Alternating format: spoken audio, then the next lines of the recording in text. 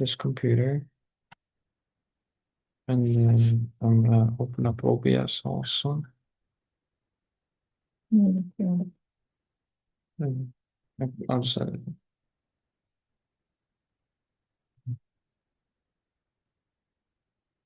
How should I start it? Hello, everybody. Welcome to the third workshop today. Today we'll be learning about Mhm. Okay.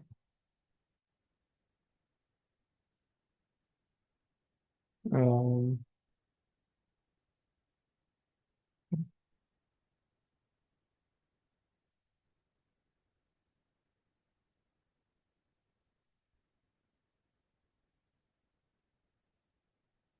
okay.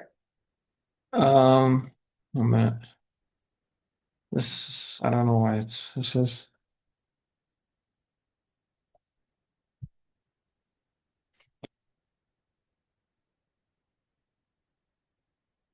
okay. I don't know. Hey, everybody. Hey, everybody. Hey, everybody. Hey, everybody. Welcome back to another, workshop.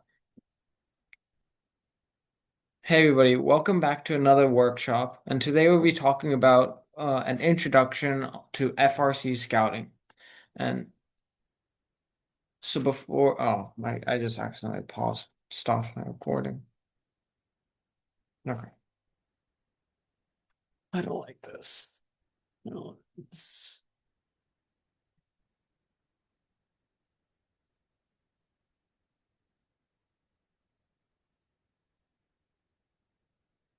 mm. Hey everybody, today we'll be talking about, and we'll be going, today's, it, hey everybody, today is a workshop. what are you doing? Just I start don't know talking. I why. suppose somebody there. I don't know. There, right? So just talk to me. It's not like that. You're wasting time. I know. Okay. Give me a second, please. Wait. It's just not easy.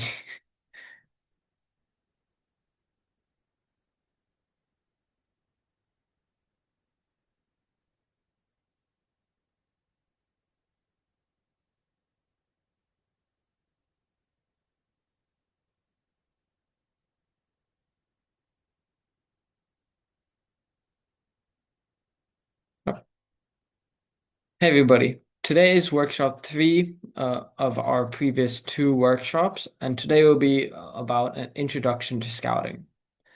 So getting right into it, before we get into it, a little bit about me. My name is Vion. I've been part of FIRST for 7 years, from FRC, FTC, and FLL. And throughout my experience and outside of it as well, I love programming, whether it's been through FRC or FTC Java, Java on its own, Python, React, JavaScript.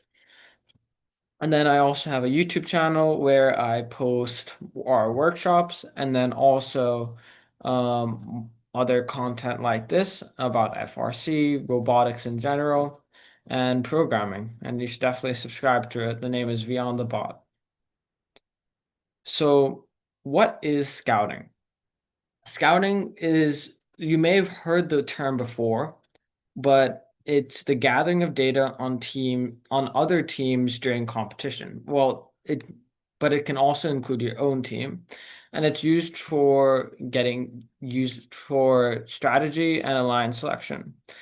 And basically, it takes out the guesswork in trying to pick your alliance and alliance selection, and then also trying to estimate if you're going to win a match during the qual matches, which we'll talk about in the future as well.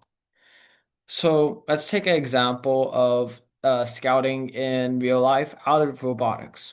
So let's say in football, you're watching and you want to look at the stats of the game. Well, we can see that, let's say we're looking at Jalen Hurts, the Philadelphia Eagles quarterback, and we can see the CMP percent, that's the passes that he's made, the percentage of the passes he's made, we can see that he made 82.6% of them.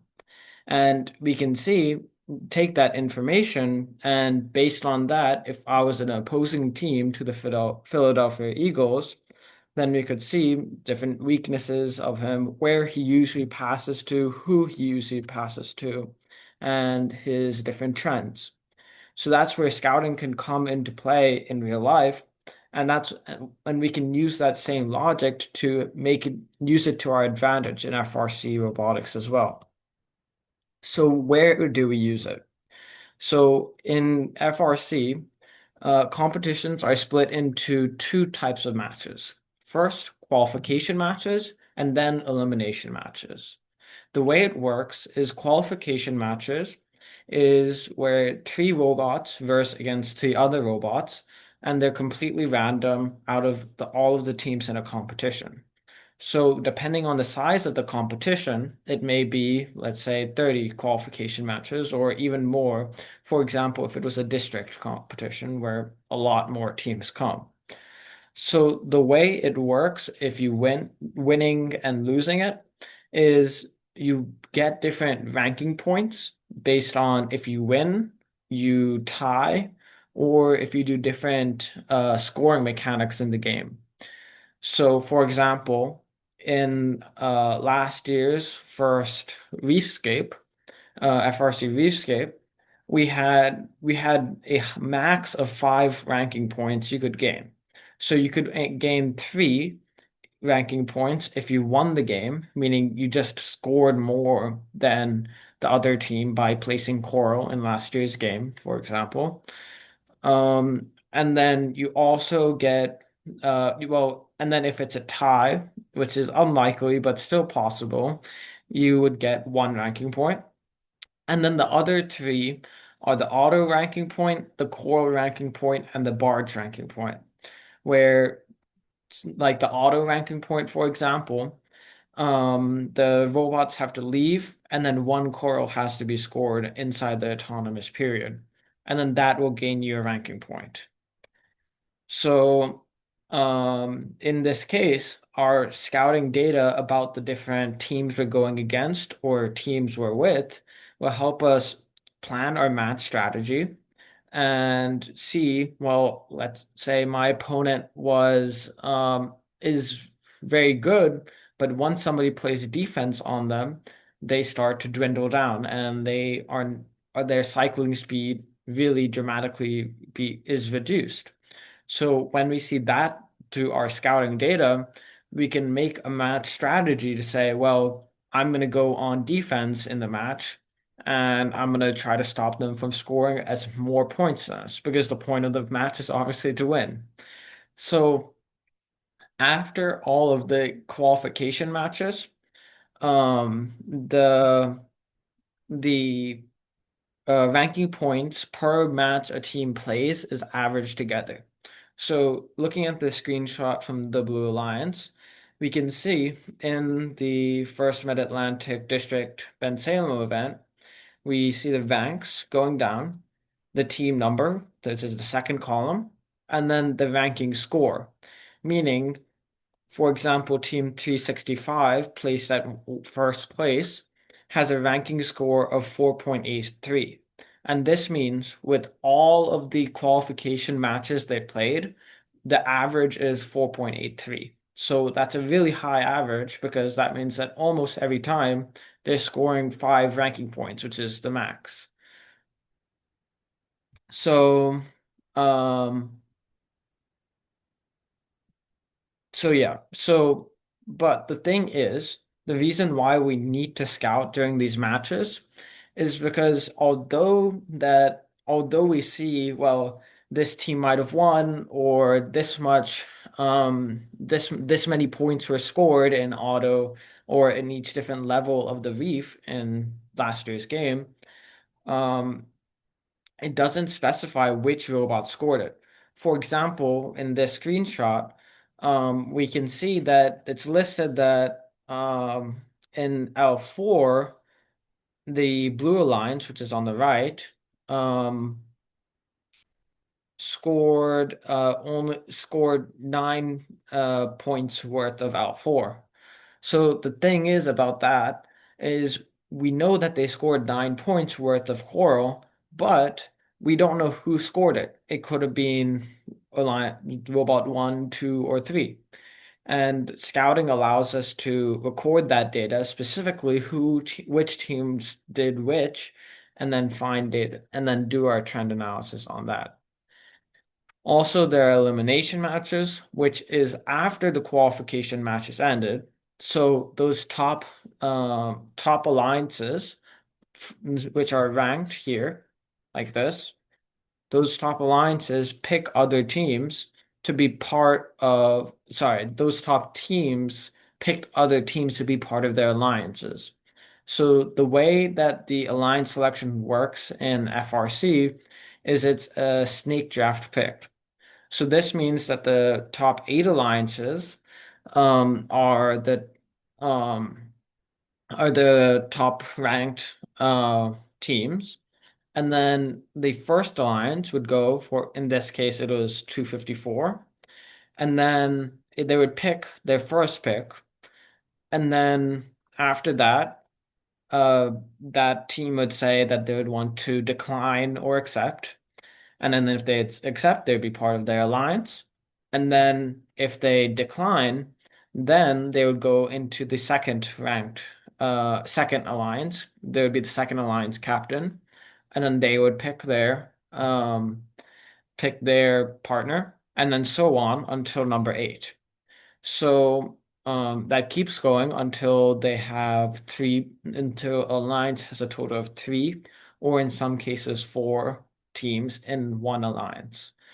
Um, so you may ask, why are they picking specific teams?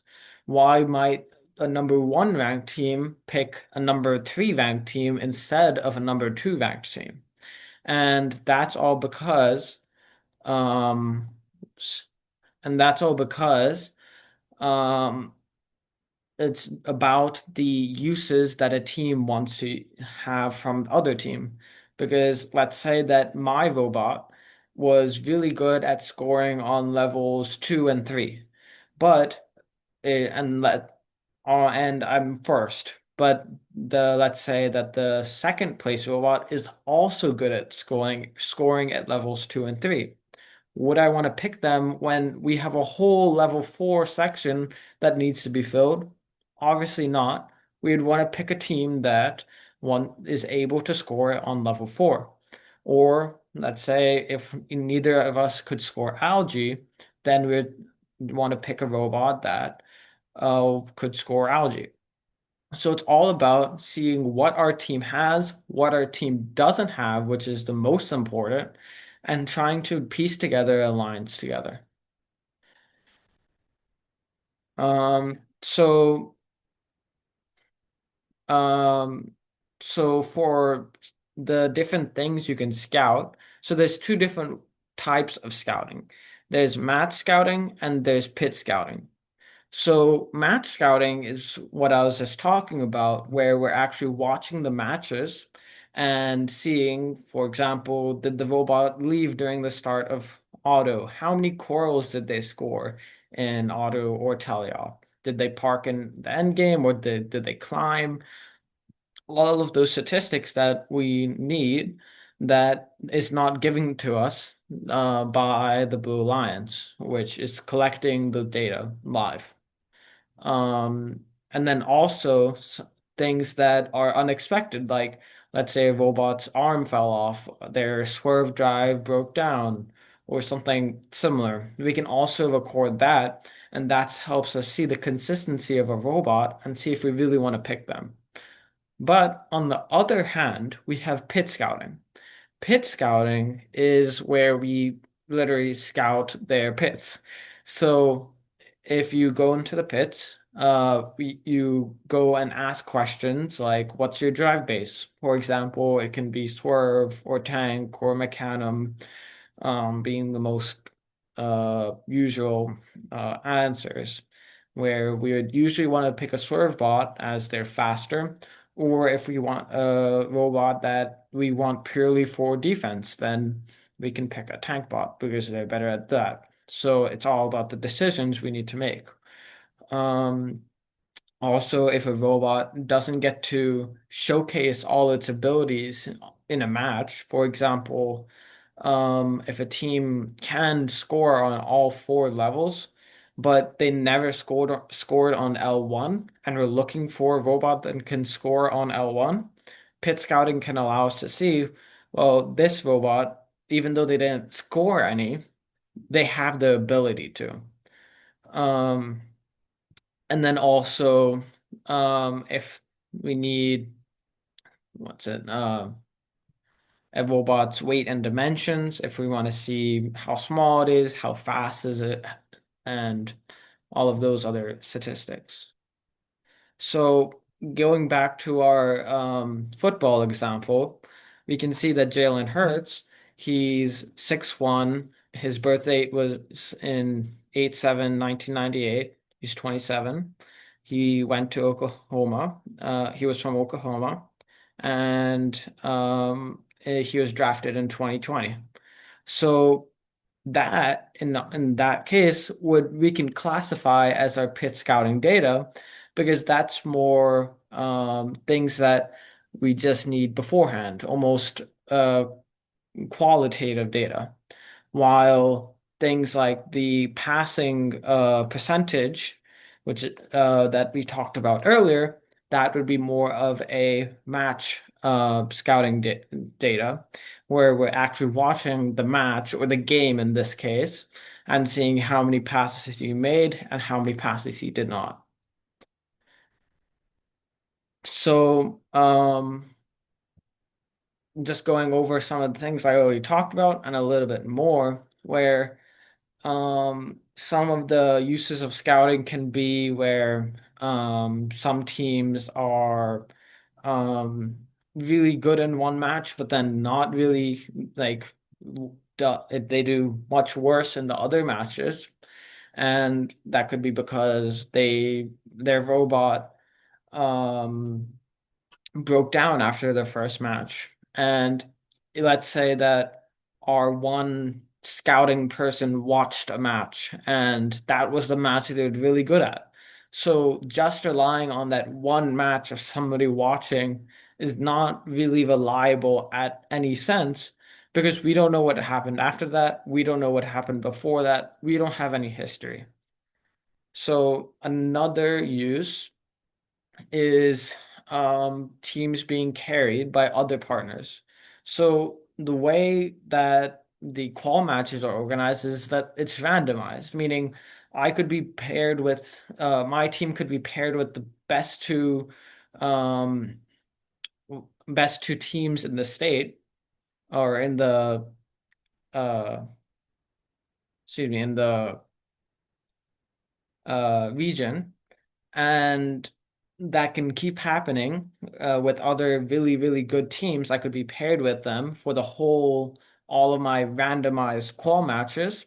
And that would really inflate my rankings because I would have that really high average ranking, causing high average ranking points, and that would move me up the rankings.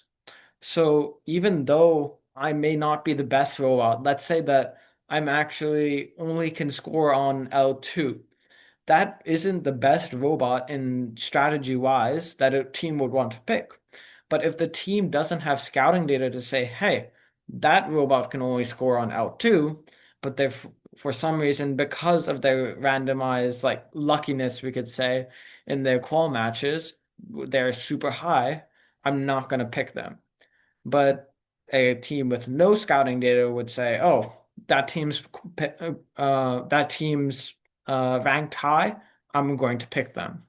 So, and the next use could be finding lower ranked robots that are still good.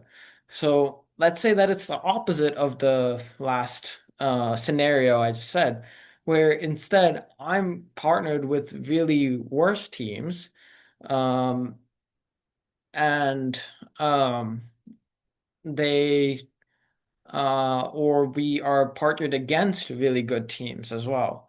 So that would be that we'd be losing all the time, and then that would affect our ranking point averages and then move us down the rankings.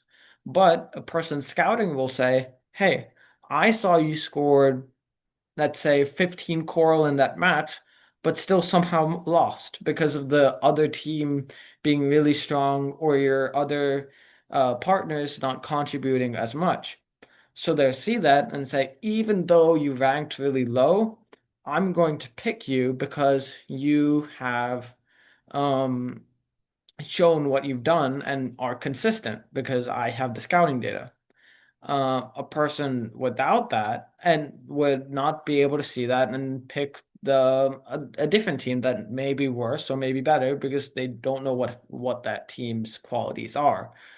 Um, but and this is really important because when you're in a line selection, you don't have a lot of time, number one, and number two, you do not have a lot of choices to pick from. And it's really important because you want to do good in your elimination matches and hopefully win the tournament. So continuing, I was talking about this earlier, the synergy of your team.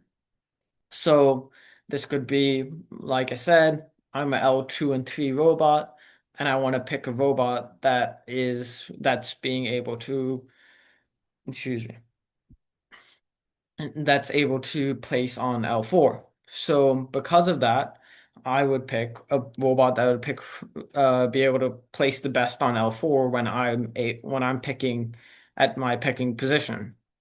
So um um so yeah, synergy matters. And then also you're using your data for strategy, which I also talked about earlier, where during the matches we see a team is really affected by defense, so we send a robot over to play defense.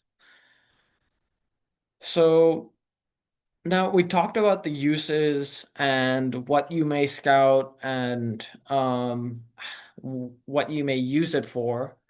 But how do you actually scout, right?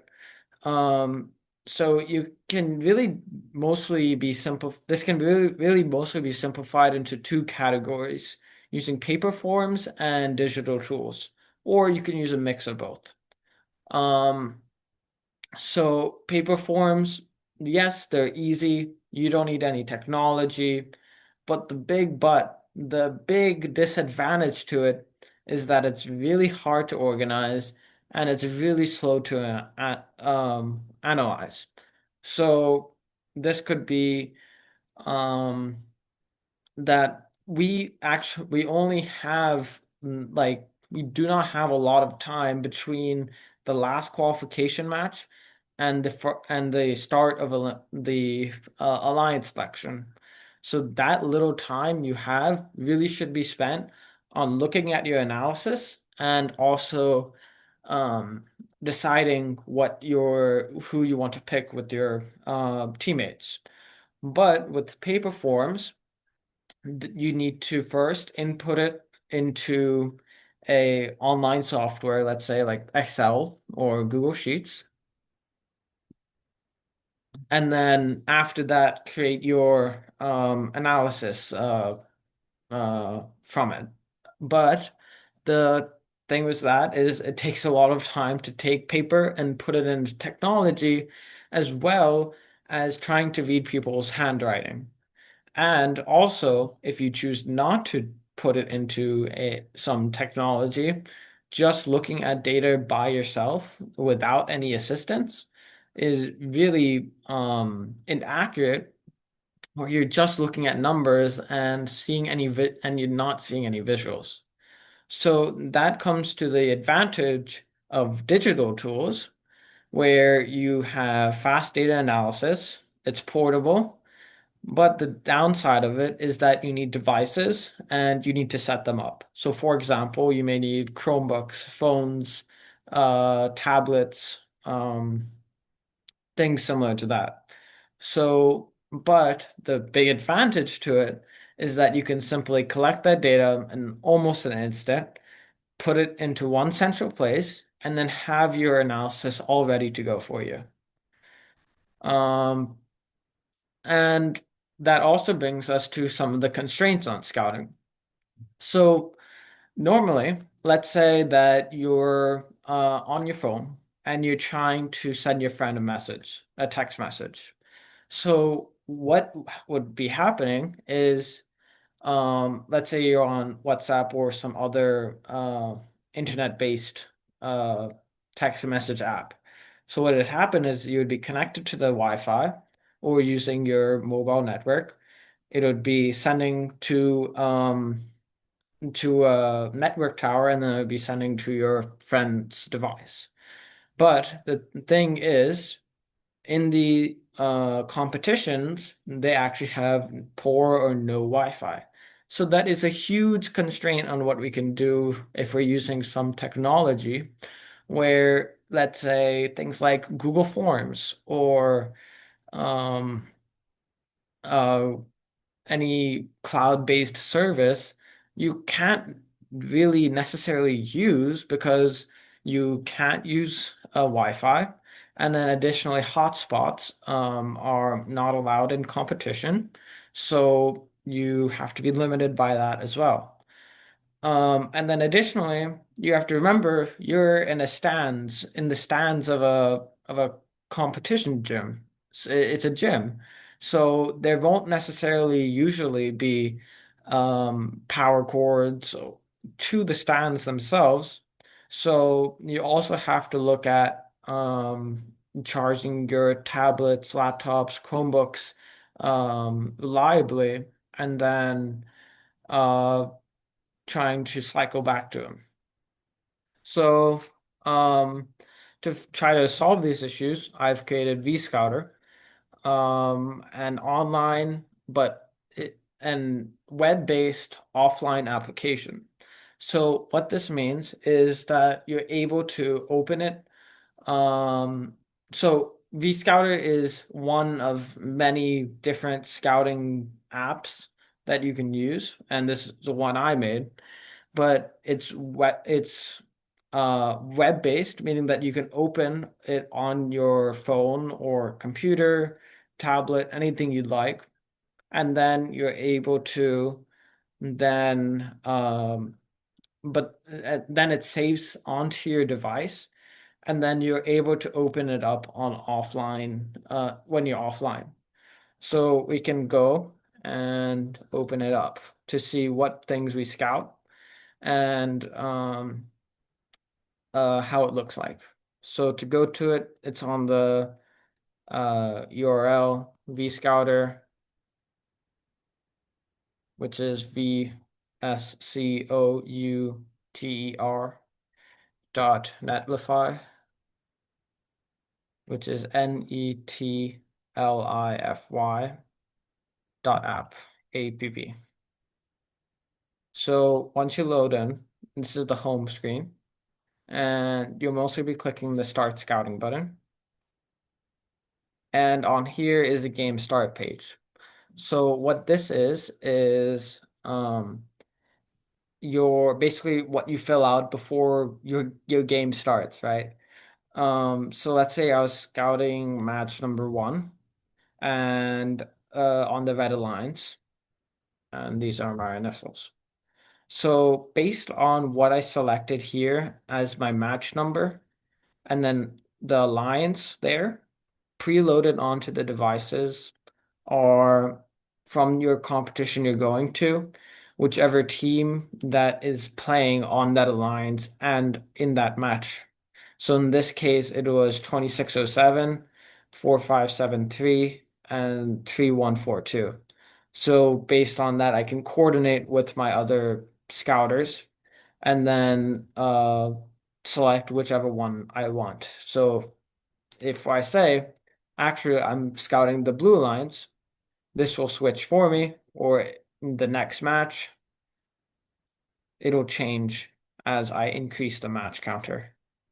So just going back to match number one and red lines, let's say I'm scouting 2607.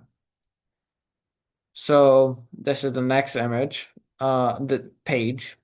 And this is the auto start page. So what this is when the teams load their robots onto the field where they start. And that can help us to do other analysis on, say, which autonomouses they're running and so on. So let's say they start in the middle. And then this is the auto scoring page. And this is where you're uh, scoring what the robot does on the field during autonomous, whether it be coral or algae. So, for example, each robot is preloaded with coral.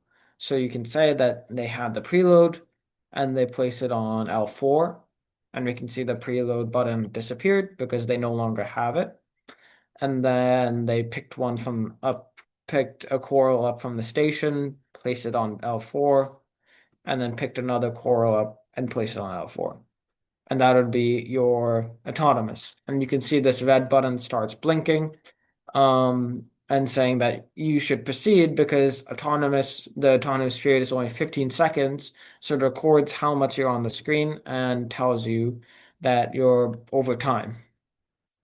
So then it's a similar setup on the teleop version, or driver controlled version, where we can say that the robot picked up a core from the station, placed it on L4, L2, maybe they missed a couple. And then we can also say on the right, that they picked an algae from the reef and put it down, or they picked the algae from the carpet and put it in the barge, and so on. And then finally, this is the end game scoring page where we can select if they've climbed, parked. So let's say that the robot had deep climbed, but then they fell. So then we can record it there. And then we can also say that they played defense. And we can also write any comments we want here. So then you just click submit, and then that's all you have to do. So the way that the data collection works with VScouter is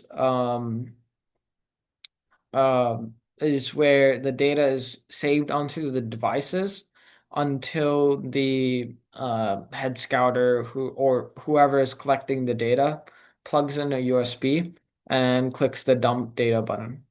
And what this does is it dumps the data in the USB, and then the head scout can just uh, unplug it. So then that what they would do is go on each of the um, um, devices who are scouting, do the same thing, and then plug that into their main device. And then what it happens next, so the advantage to that is uh instead of every single match needing to export the data, which is most commonly used using QR code setups, where um, after every match you generate a QR code, and then that QR code has that information of that match embedded into it, and they scan it, and then you start the next match. So what this allows for is for the um it being less repetitive, right? So instead of needing to go every single match, you can go every 10 matches, every 20 matches, however long your intervals you want, just when you want the data. So this data, once it's collected onto that USB drive from all of them, is then able to be plugged into Power BI, which is what I've made for the uh, analysis for VScouter. So it's all pre-made, and you can add more things to it as well, since it's customizable. So once you put that data into Power BI, which is an analysis software from Microsoft, um, We can see here that our first page would be the game dashboard. And what this shows is our top excuse me, our top uh here the blue squares mean the maximums and minimums, and then the orange diamonds show the averages. So here we can see five different graphs, whether it's teams total points, teams auto points, teams teleop points, teams coral points, and teams algae points. And we'll look at them more specifically later, once they're broken down into their separate pages so we can see more detail. So our next page is the team's abilities page. So here we can select any team we'd like. So for example, I can select 5895. And we can see that in auto, their L4 average was 13.22. And in teleop, their L4 average was 29.44 coral. And we can see that for each of the um uh levels, each of the levels. Yeah. So, and from this we can see that in autonomous, they focus specifically on only scoring on L4, and in teleop, the same story, except they do vary more in scoring L3 and at times L2 and L1 if needed. Um, so then we can see at different teams as well. Oops. So we can see team 7414. And we can see that this team doesn't score on L4, but scores on L3 and 2, and then scores on L2 in autonomous. So then moving on to the team performance over time. So we can see an important thing about scouting is seeing their consistency over time. So let's look at 58, 94 again, 95 again.